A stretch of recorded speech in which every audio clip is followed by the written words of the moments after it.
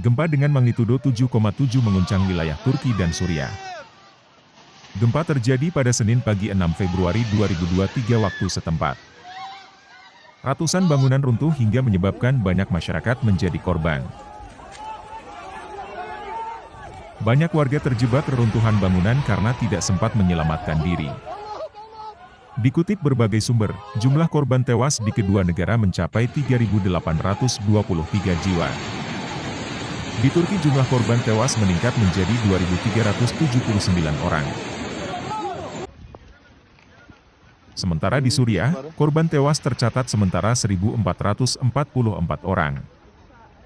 Sedangkan korban luka-luka di Turki tercatat 14.500 orang dan di Suriah 3.411 orang.